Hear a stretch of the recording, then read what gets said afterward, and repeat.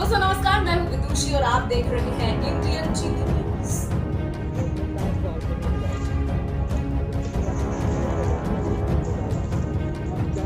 बक्सवाहा के जंगलों सिद्ध क्षेत्र में पहुंचे दादा गुरु विकास के नाम पर विनाश की लीला नहीं रचने देंगे।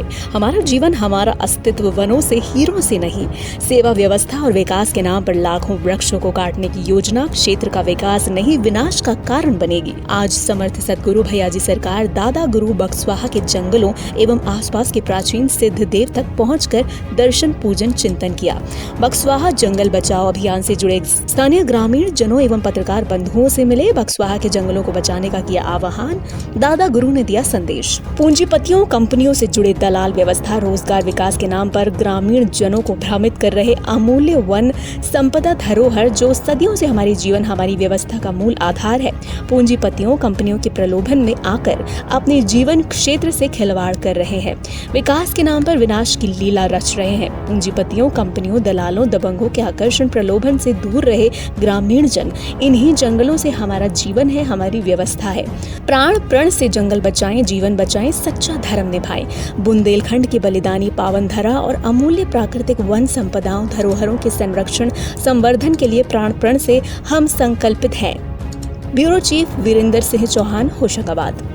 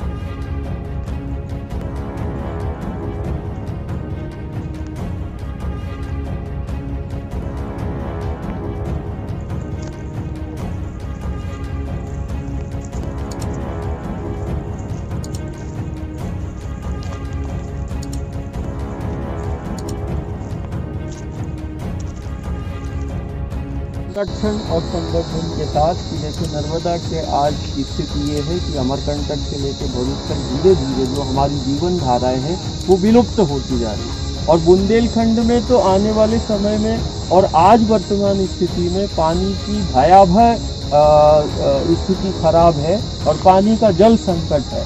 कहीं ना कहीं ये पेड़ जो है ये हमारे जीवन से जुड़े हुए हैं और यही हमारे घर परिवार से जुड़े हुए हैं। कहीं ना कहीं पूंजीपति या इससे जुड़े हुए जो खनन से जुड़े हुए या कंपनियों से जुड़े हुए लोग हैं, ये गांव नगर को भ्रमित करते हैं कि नहीं रोजगार। हम उन गांव के प्रत्येक घर परिवार से हम कहना चाहते हैं कि हमारी संपदा ये वन है और वन जो है हमें कई पीढ़ियों से हमारे घर को, गांव को जो है पालता चला आ रहा है और गांव को आत्मनिर्भर यदि किसी ने किया है तो हम इन जंगलों के कारण, वनों के कारण आत्मनिर्भर है। यदि कोई भी कंपनी हमारे वन क्षेत्र में आती है, जंगलों में आती है और जहाँ पर हमारे वो गांव हैं, घर हैं, तो वो कंपनी जो है हमें कुछ समय के लिए रोजगार दे सकती है, लेकिन हमें जीवन नहीं दे सकती।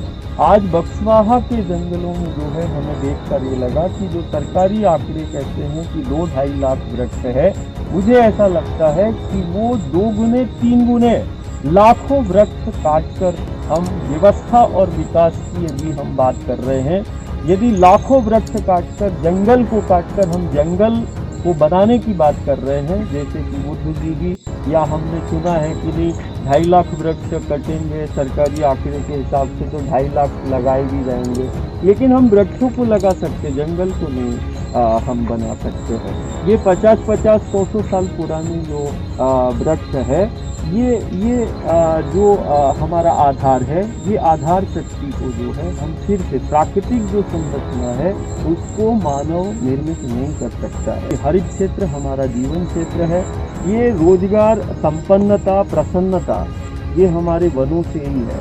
वन से हमारी प्रसन्नता है, हमारी संपन्नता है, हमारी समृद्धि है, सुख शांति है। आज वर्तमान में दुनिया संक्रमण काल से ग्रसित है और कोरोना संक्रमण जो है लंग्स और फेफड़ों में जो है वो संक्रमित कर रहा है। ऐसे ही तथाकथित जो व्यवस्था और विकास के नाम पर जो है अंधाधुंध तरीके से धरा का दोहन, वनों का दोहन, जीवनदायिनियों का दोहन जो हो रहा है, ये कहीं ना कहीं ये वन हमारे वो लंग्स जैसे हैं जो हमें प्राणवायु का संचार करते, साथ में हमारी जीवन से जुड़ी हुई व्यवस्था भी, हमें ये जंगल ही हमारे घर और गांव को खड़ा करते हैं।